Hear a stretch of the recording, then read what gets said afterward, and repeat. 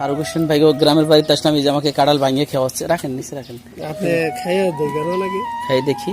এটা একটু শক্ত হয়েছে, এটা নিচের কাঁঠাল। অসাধারণ। আপনি খান একটা? আমি খাইছি, আমি একবার ফুল পেট কাঁঠাল খাইছি।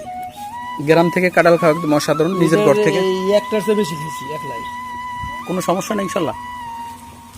মানে কাঁঠাল খাইলে আমরা গাছেরই কাঁঠাল, এই যে যেটা খাইলাম, যেটা এই যে দিবানছি খাইবেন তাহলে এক গাছেরই।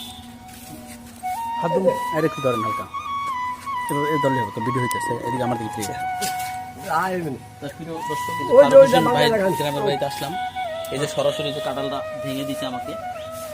কাকি খুশি মনে তো কাঁঠাল খাওয়াইতেছেন, এই যে কাকি খুশি মনে খাওয়াচ্ছে। বন্ধুরা একটা অসাধারণ যেটা ফিল, এই যে গাছ থেকে দুধ দেখলেন পায়রা দিল, মানে মজা। আর ঢাকার ভিতরে সব শিক মারা আর গুতা মারা। এই হাজি সাহেবের কাঁঠাল বিক্রি করে, এই যে ফারুক হোসেন বাড়ি